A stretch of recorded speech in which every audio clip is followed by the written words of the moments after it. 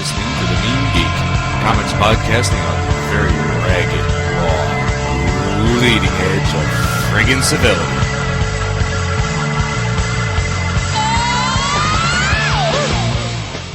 Good evening, everyone. This is episode 2 of The Mean Geek, running through a few comics here. I got your almost host, the ever boring and umming Tech Jedi, and of course his buddy, partner. I don't even know what the fuck. Partner is not the right term, dude. Yeah, you're something anyway. The Reverend Mad Duck. Bless you, fuckers. All right, we're gonna run through a stack here today. Last what did he like? 50 books here. I really didn't count them. It was a box that you left at my doorstep to read. About a month's worth. So. Nah.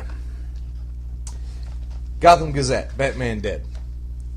I really didn't see the point of that as a comic book. Like, it wasn't poorly done on any level, but I really don't care that Spoiler is back in Gotham. Yeah, I didn't or even that know Vicky who the hell Vale Spoiler was. Vicky Vale wrote an important news story and got an invitation to a party from Batman. Woohoo! Yeah, no, that didn't do anything for me. Who's the doctor? Is that the one from Nightfall? Tompkins? Mm-hmm. Yeah, she's been around forever. Okay. She was at least the New Adventures were what's his fuck? Jason Todd premiered. She's been around at least that long. Oh, okay. So, but it was followable. Yeah, no, it was decently enough. Harvey Bullock being a bad cop. Harvey Bullock, well, he's an irritating character to begin with. Never did understand why he was ever around. Yeah, enough of that one. Battle for the Cowl. Followable. Battle for the Cowl. That was, let's see, that was Black Need Mask. a Batman. Yeah, okay.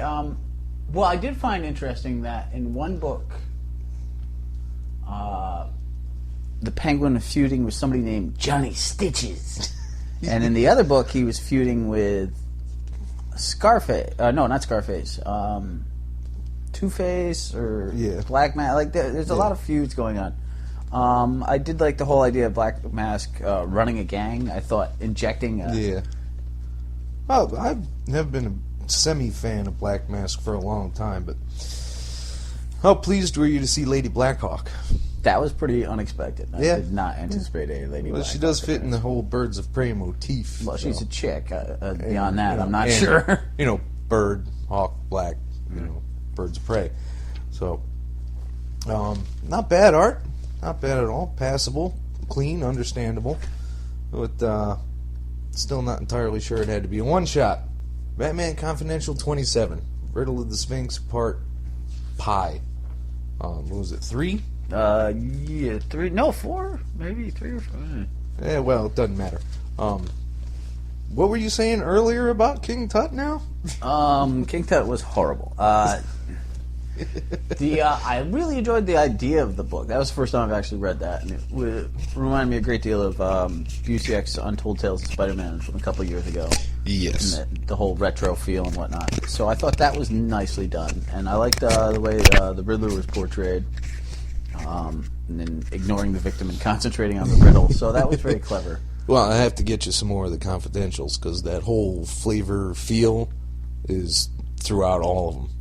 There's a very good scene in the Joker one where he's being prosecuted for the first time, and he lets a banana peel slip out of his pant leg, and the prosecutor slips on it, breaks her neck on the desk. Good God. Yeah, it's pretty good. Even in the middle of a damn trial, you can kill somebody. Well, when you have a talent, you run with that ball. Because he's that goddamn nuts, that's why. Star Wars Legacy. I'll just bet you couldn't stand this thing. Was that the one with the old guy and the with the Mon Calamari? Yeah. You're absolutely right. I could not stand that. I was not pleased with this goddamn issue. I don't know what an Imperial Knight is. I don't know what Mon Calamari Rangers are. I don't know what a at swimmer is, and I certainly don't know what a Sith-driven Leviathan whale thing is. Yeah, this whole book really did irritate me quite extensively. Legacy is set 100 years after Jedi. Oh. The big main character is Luke's great-grandson. He's got Jedi skills, but he doesn't want to be a Jedi. He doesn't really give a shit. He'd rather be a bounty hunter. So, that it can be fun Bounty at hunters points. do get all the women. They get all the goddamn chicks. So, that's, you know, that's an exception. It's a horrifying exception. I didn't dig it at all. And God in heaven, I hope they end this calamari storyline soon, because I may have to drop that fucker. I did go have fried food after reading it, though, so I have to give it credit for that. Appetizers? Yes, exactly. Yeah, it's very good. That's what it's for. That's what it's for. It's for getting you ready for go to TGI Fridays. Knights of the Old Republic. That was actually dumb. I thought there were some neat aspects of it. It was very reminiscent of Firefly more than any sort of Star Wars thing. Yeah, I can see that with this issue. Yeah. But Absolutely, number 38. the tiny Ewok-y, gremlin-y, serial killer Sithy thingy, Yeah, that thing was just freaking bizarre. and the robot that loved him so much just couldn't accept that he was a murderer. Come on! Come the fuck Yes, on! there was. I'm telling you, Miller. I don't know where he's coming from, but he's got to get on the fucking ball. Yeah, but you know this calamari thing, fucking Ostrander. Really? Yeah, I didn't even notice. Can I you was too believe busy that? not enjoying it. John Ostrander doing something. It's got to be editorial getting in the way on that one. Well, you know what? I mean, everybody's gonna write something, man. Superman, Batman.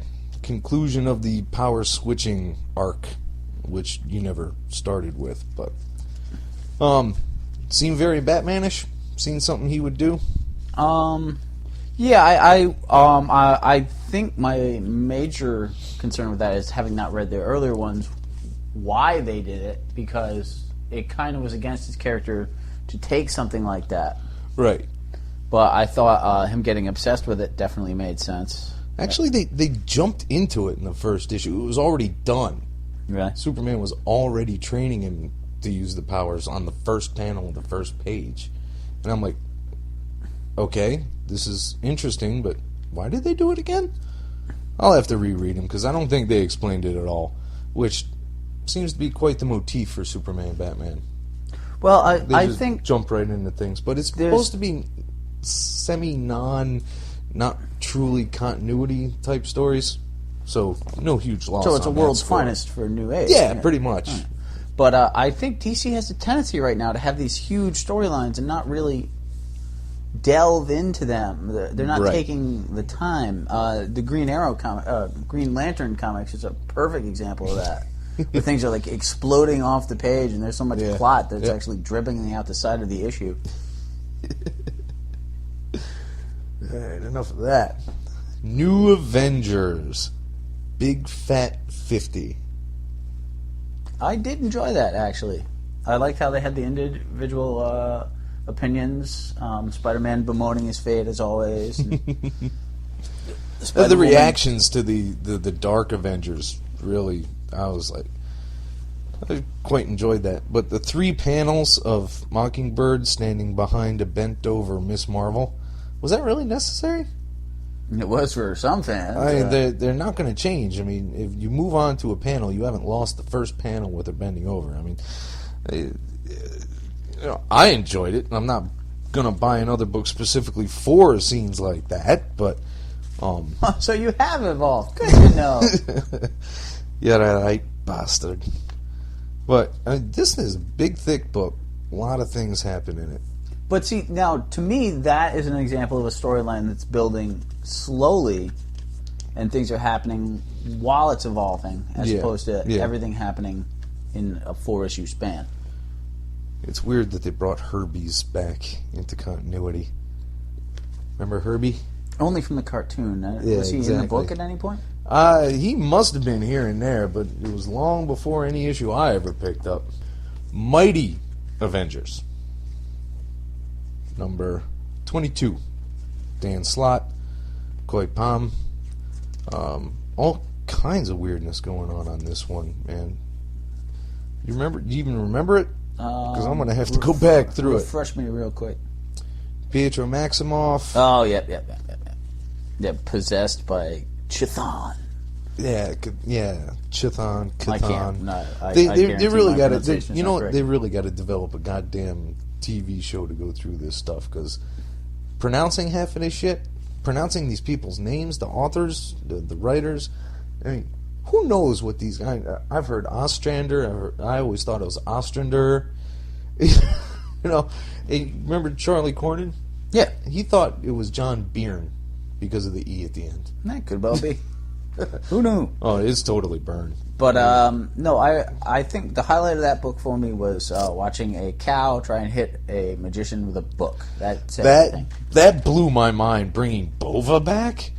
Holy crap! I don't think I have a book where Bova's actually in besides this one. I got to be honest. The Avengers are making a point of bringing everybody back.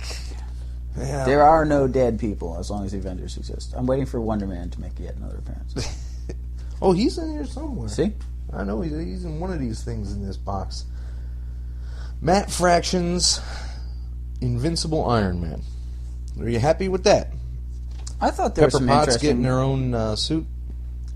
That I would have to see a lot more of before I would declare myself happy with. I thought there were some interesting directions with that. The conversation with Rhodey was good. Yes. Trying to make it look like a good fight, and ripping the shit out of each other. It didn't go very far for a single issue for me to get a real feel for the storyline, though. Right. Well, that can be arranged. You can get your hands on these. But this, I think these are the Invincible, I think, is some of the best Iron Man stories I've read in at least 15 years. Yeah. Because before that, Heroes departed, and Heroes were born, and Heroes shot out of the editor's ass. I don't know who was thinking up what back then in 96, but I had to give it up. I didn't care what anybody was doing with Iron Man after that debacle. It was just all kinds of irritating to me. I remember Quesada was involved in an interesting run on Iron Man Like a couple that's years ago. surprising. Fucking No, Quesada. a good one. A good one? I really? enjoyed it. Quesada? I like Quesada, man. I don't know where Maybe it you is. should have stayed in the writing game and left the whole editor-in-chief crap to the birds. All right, very good. So, Nick Fury and his Secret Warriors. Wow, you don't even remember it. Oh, no, are you kidding? Baron von Strucker beat up Skrulls.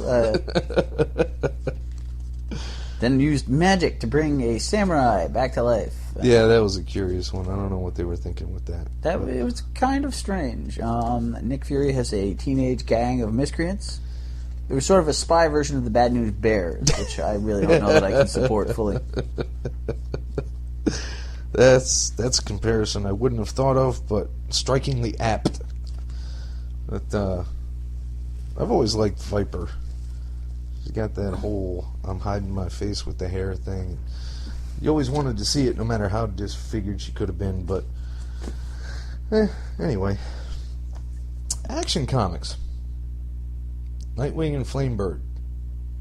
You have no clue what's going on. I know exactly what those two. Nightwing and Flamebird were Kryptonian heroes of Superman. That's how Nightwing got his name, by taking it from Superman's recommendation back.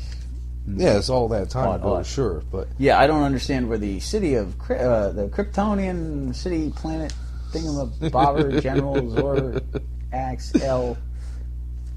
Yeah, I didn't understand a goddamn lick of it, but I knew the origin of the names, which was my highlight. well, what's been happening is they brought Kandor back into continuity by having Brainiac had it stashed away forever and a day. See, if I cleaned out my closets, I could find at least 2 to 3 hidden cities. That's totally reasonable.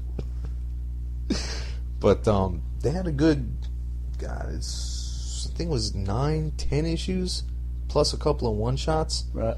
about the repercussions of the Kryptonians coming back to, the universe. Now, all of them are banned besides Superman. Yeah, that I did read Because they that. killed a cop at some point. Superman, plain old ordinary Superman, 685 with the Origins and Omens backup. Do you remember anything? Do you remember the Daxamites having, or Daxamites, whatever, see, that we need a pronunciation key for this shit, being affected by lead in the air? No. Where the hell did that come from? I remember Daxamites running around, Mon-El trying to take over a long time ago, and I don't understand why the hell he's allergic to lead. Well, it makes for a very short superhero career when if you actually get shot, not only do you die, but you die of an allergic reaction. Yeah, that's right there. And she renames him John once they which is kind of sappy to me. I was thinking she was going to call him Connor because of the dead Superboy from Infinite Crisis. But, what are you going to do? There's a lot of Origins and Omens running around the backs of these issues lately. You didn't enjoy one of them. Yeah, well, no, I kind of dug this Supergirl one, which brings us to Supergirl, who is Superwoman, number 38. I think, well, we know Flamebird is the security person, the security head from Kandor, so that's not Superwoman. And we find out that she's not actually Kryptonian either. So we got a nice little mystery going on here. I don't mind it. The hood's kind of over the top. I don't know.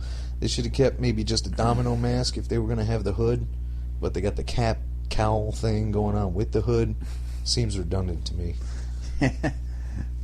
Wait, don't you think? I think it's great. I think you should design more hero costumes over the air. I think that's a brilliant plan. You jackass.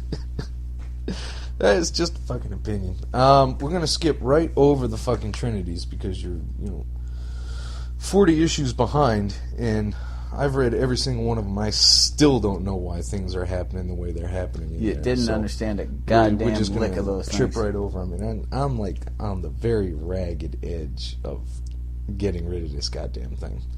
Yeah, 40 issues in, you're not enjoying it, and you're thinking about getting rid of it. Wow. You have a lot more expendable income than I do. It's a weekly, so you get, you're like, all right, maybe next issue they'll straighten that out and explain that. Yeah, I don't do that. It's you want to have a little loyalty to Busiek, and I know you like Bagley. You love those Spider-Mans. I did. I have a lot of loyalty to Busiek, but you know what? Bad is bad, and I don't like it, and I ain't reading it. Very simple. Very good. All right, Prelude to Blackest Night. Now you're getting in on the ground floor for once. It's a rare day. It's Green Lantern Corps 34, Tomasi and Gleason. Pretty followable, but that fucking face right there in that panel. Fuck that for a month of Sundays. I'm sorry. I'm so sorry, Mr. Gleason. That is really one of the worst faces I've ever seen in a major comic book. Patrick, I don't know what to tell you, but that's just horrifyingly bad. And on the next page, it's every bit as bad. And, wow. The story was okay. I like Mongol putting, a goddamn spike through the enemy's back. Once again, though, the Green Arrow books, there's so much happening, and they're doing it so quickly that you're just like, what? Well, this... It's like watching a movie and washing the dishes at the same time. You have to keep pausing and running back and guessing what happened. This is still fallout from Sinestro Corps War. Yeah. But I don't know. But that did the same thing. Like, Sinestro Corps was a great read. They jumped right the fuck in, and they didn't stop till they were done. You see, I think it's like the Grant Morrison style of big hero writing, where have a giant event and then have fallout. Yeah, see, I much prefer self-contained stuff. So that was Green Lantern Corps. And what about Rage of the Red Lanterns in Green Lantern? Those are some very ragey lanterns. Very ragey. They are not happy. It's very ragey. You're a nuthatch. What do you think of the Saint? There being a Saint Lantern. the Blue Lantern. Yeah. The Hope Lanterns. Yeah. I don't know. I liked the Carol Ferris as Star Sapphire Love Lantern. Okay. Although if I ever have to say Love Lantern on a regular basis, I will not buy that book. I am forcing you to do that next week. I'm telling you. I will find a way to corner you into saying Love Lantern. I'm just hoping she doesn't get her own book, because Love Lantern #1 is a horrifying concept. Now, I must have read it somewhere, but we got rage, fear, avarice, hope, compassion, and love. So, what is green? Is what? Order? Honor? Integrity? Courage. He's a man without courage. Yeah. Well, okay. Yeah, that's the only that fits. So, all right. Happy about that. Now, you were a Rainer fan, though, weren't you? You had a. I enjoyed that storyline. I think I enjoyed the fall of the first Green Lantern more than the build-up of the second. Yeah. Although that did start that whole dead superhero girlfriend in fridge. Yes, that you were that's the referring one. to. So. We don't like that at all. The joy of major disaster. Double-size final She-Hulk again. Peter David gets on a book, gets canceled. There was absolutely no reason to read or write that book. It literally... Yeah. The lesbian Skrull overtones, the girl power, the giant dumbass elephant monstery thing. Like, yeah, I'm still trying to figure out where he came from. I must have missed a couple of issues because he just popped up like last issue or the issue before, and I was like, "Who is this guy? Why is he mad? What the fuck? What the fuck?" And he's ugly too. Yeah. I can say it's rare in life that I get to read something and go, I am so glad that you got canceled. Like, this was, to me, this was my first experience, and I was happy to say goodbye. Well, I was liking David's She-Hulk for a while there. He's been on it for 18 months, something like that. And 16 months. And, God, I mean, it was fun. It was lighthearted. There was almost no consequences to anything they did. They were just going out. They were beating people up. There was actually consequences, and it's called cancellation. Well, yeah. I mean, you got to eventually have some beef to you. But Wonder Woman, Rise of the Olympian. Yeah. What? Genocide, was it? Is yes, that the guy? Genocide. Yeah. Yeah, I did like to get to see Cheetah. That was pretty funny. No, it was an all right read. I would be curious to read more of them. But it's got the apes. The apes. I was happy about that. You love your monkeys. Only when it's cold. Somebody has to love your monkeys. So I'm not loving your monkey. Thanks. First you try to call me a partner, and then you offer to love my monkey. You can just stay on your side of the computer forever, sir. You filthy bastard. Yeah, well, somebody's got to be. Lord knows you're squeaky goddamn clean. Dang right. Like a little cloud of Jesus. All right, moving on. I'm going to have to give you the rest of these Sergeant Rocks because they're really good. Yeah, that was interesting, but without the first few, it was definitely not a jump into moment. But look at this Tucci art. Have you seen Tucci do anything this good in forever? Ever? I could not stand she. So. Well, yeah, no, who could? I barely did. And I was just, because I got a weird thing for samurais and ninjas and all that shit to begin with. So, a hot one seemed to be the right crossover.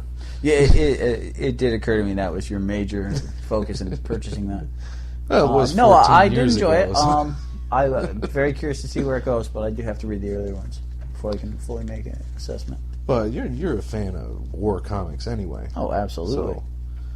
And they had a Losers reference with Johnny Cloud. Cloud. Yeah. How many times do you hear that? Loser? Well, moving on.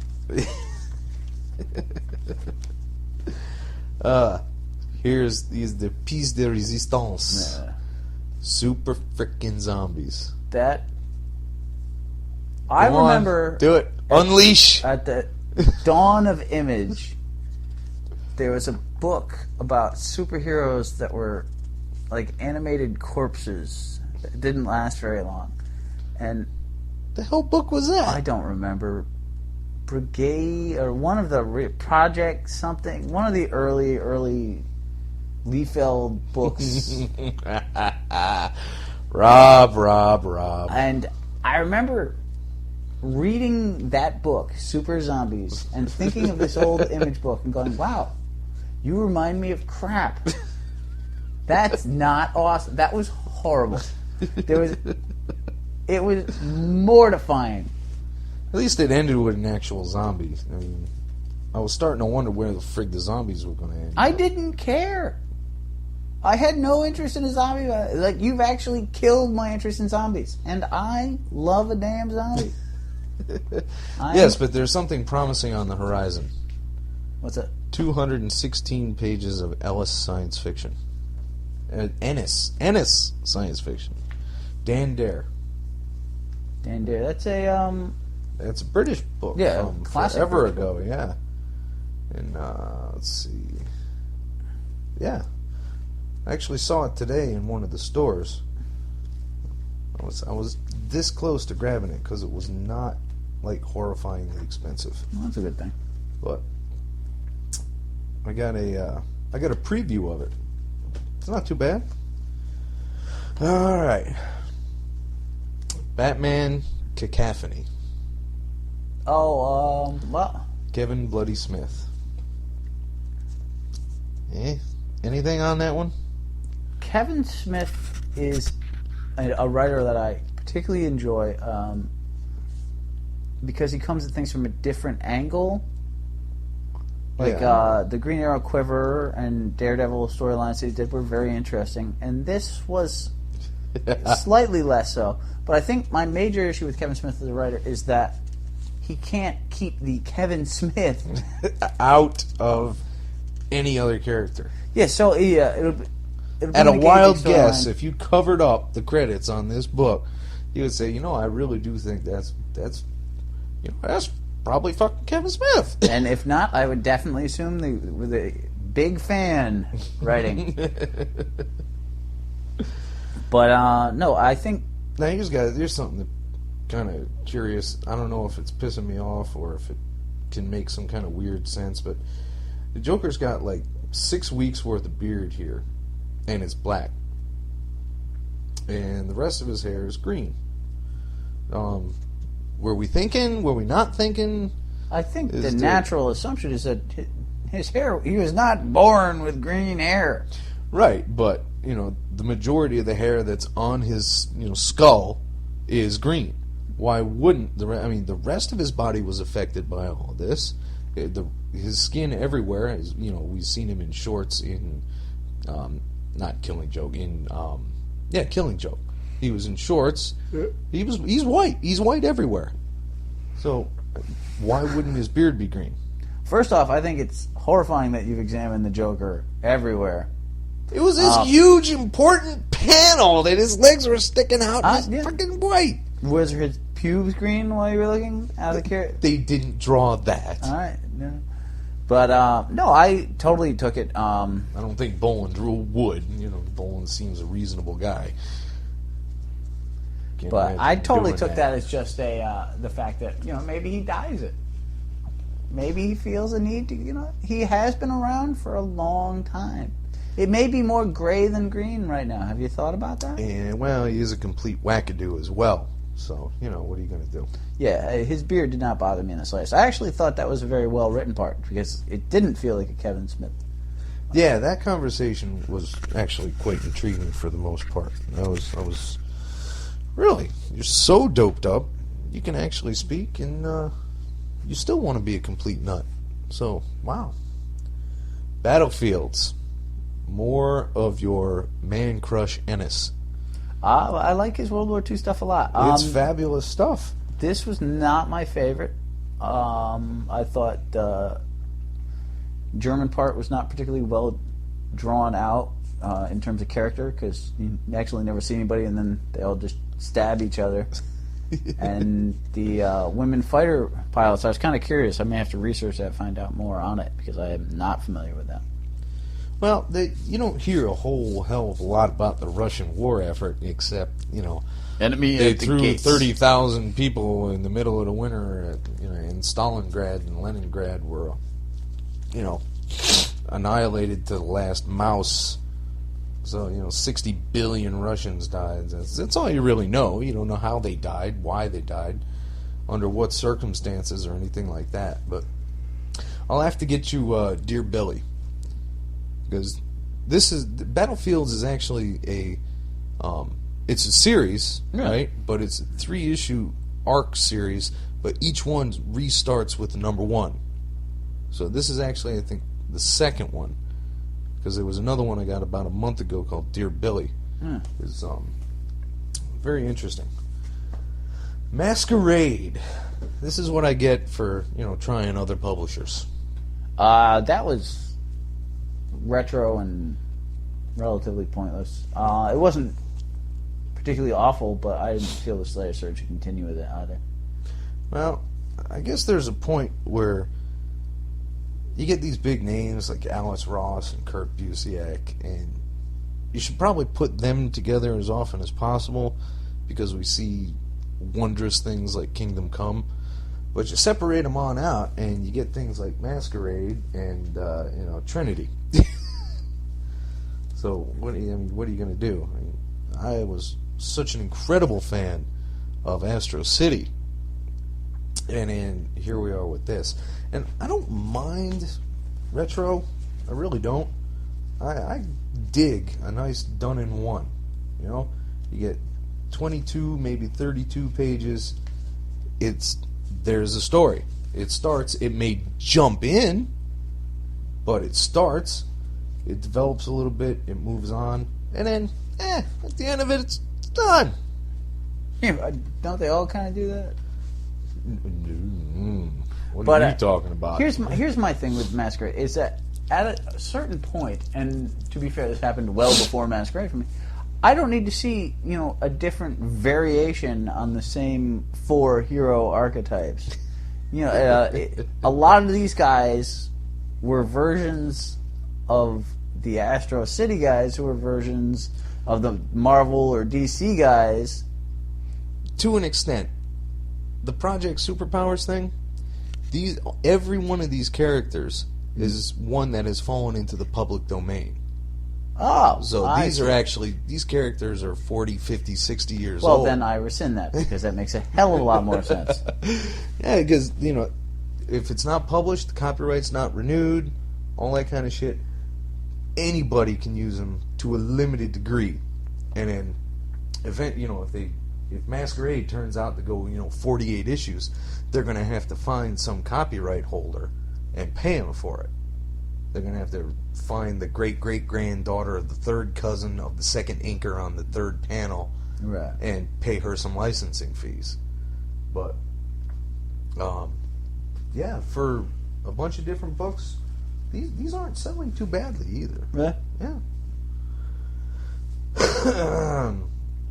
Now, G.I. Joe is only issue 3. It's Chuck Dixon, which, if I remember correctly, you can deal with, but you're not a huge fan. I am, I don't turn away from a book because Chuck Dixon is writing it, certainly, but I don't rush out for the next exciting adventure. Yeah. The action in this was semi-good. Being a tech geek, I was irritated by some of their faux pas in there, but that's not going to matter to you. Good call, that. I had an incredibly different time reading this faux fucking Scottish. You have to... like fit mopies they are! What in the hell is a mopi? Maupi? Maupie! Mopey. Mopes. Mopes. Oh, there's definitely an I in there. I haven't a clue what that one was. And look at the wee Ferdies. Ferdies? What is it? Well, he's Scottish, man. He probably has the same time with you walking around using slang. What in the place is this, Rory? Whitney kinda. I love that of the entire book. So hard to fucking... They're little tiny devil robots breaking into and stealing a Transformers movie plot point. Doesn't bother you, but the Scottish is unforgettable. And the Joker's beard. I said it that the thing was... I'm a freaking geek here. Of course these idiot things are going to irritate me.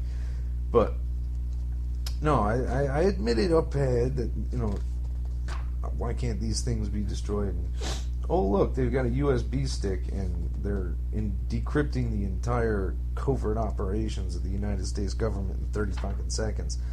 That's not happening. Just power down. Everything's on backup. Just power the server room down.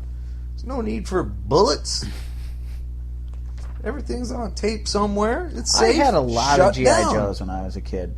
And my thing is, I want, where's the big 400 G.I. Joes attack the 72 different Cobra characters? Well, obviously it's coming up. I mean, because they just reassembled the team. They just bring in Destro back into the fold. We've only seen Cobra Commander once. He's trying to get his shit together. But I want to see some of the later Joes when they were scrambling for ideas to sell more toys.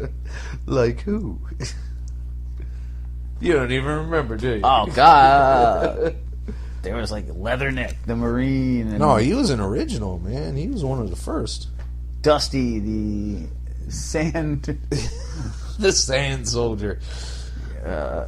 Where's Cutter, the Coast Guard guy who drew the hovercraft?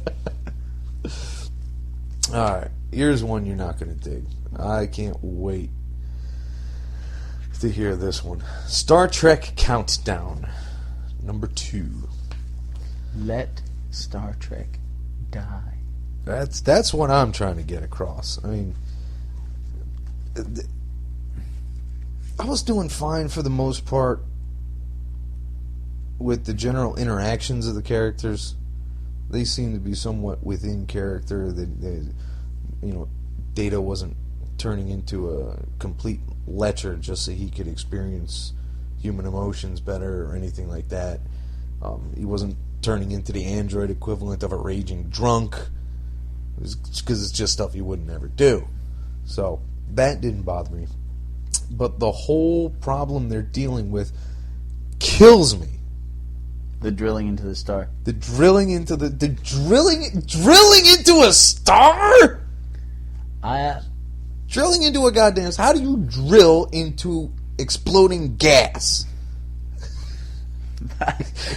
I don't have an answer. I just don't. I want to say something funny, but all I can imagine is you trying to use a little handheld drill next to the sun, and I cannot come up with anything to top that. The only useful thing in this book were the ads for Dollhouse and Terminator. That book was a major... Because of Summer Glau and Eliza Dushku. You are such a freak. All right, moving on. Drilling into the goddamn sun. Captain America 47. Brubaker, almost 50 fucking issues on one book. It's phenomenal. That's a great run by anybody's standards.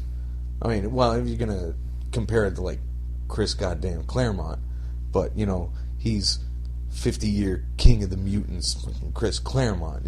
No one's going to match his record for friggin' anything ever. Not saying it was all perfect or it was all even decent, but he was on that book from the dawn of time. Now, and they even put him back on it once or twice. What issue did he kill Captain America in? That was 32? 30, and they're now on what? 47. So officially he's only had a 32-issue run on Captain America and a 15-issue run on Winter Soldier. Well, yeah, okay. That's a rather good point. But what do you think? I found it interesting. I want to know what the Winter Soldier did that he had to be tortured by the evil Chinese doctor villain. So from that perspective, I think you have to say that I was interested in reading the next one, so it was successful. Again, I was jumping well into the middle of something, so clarity was not easily found. Well, you know, you come over to the house and we'll arrange for a bunch of borrows. You know, Because you can lug them yourself. I ain't doing it. I'll be more than happy to hand them over. Anything you want to read. But I ain't lugging them. You're lugging them. But this art, I am fascinated by this art. And I dig the hell out of it. That realistic painting style? But it's dark, but it's also clean. And I'm a big fan of clean. I can tell what's going on all the time in this thing. I know who's jumping where. I know who's getting shot. And it just, the coloring is great. Sometimes it's a monotone to fit night, and that's great. But it's also a very strange, glowy monotone for day, so I don't know what the hell that's all about. But I'm digging it. It's good, solid adventure. Unlike fucking Star Trek Countdown, which you have to drill into a goddamn star to get anywhere with. Hulk, number 10.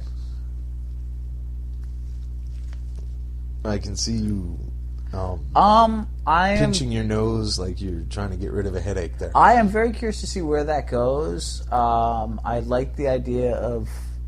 I think it's sad that all 4 of the Defenders have somehow lost their love of their life.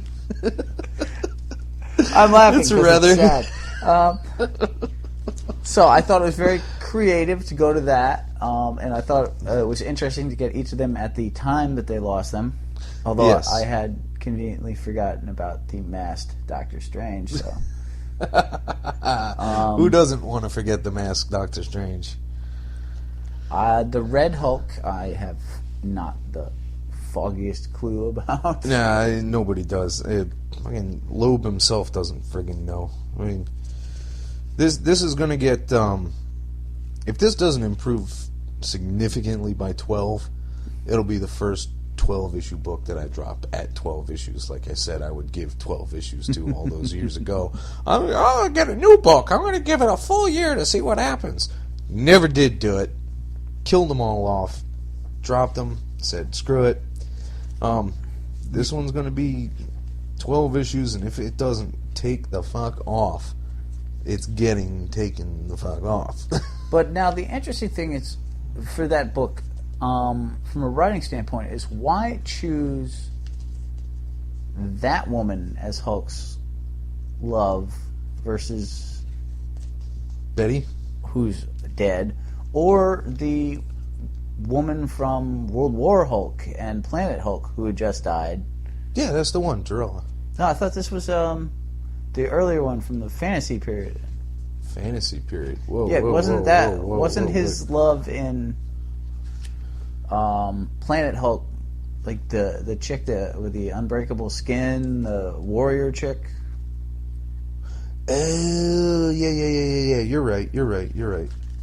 Yeah, I totally got that mixed. I forgot that storyline even happened.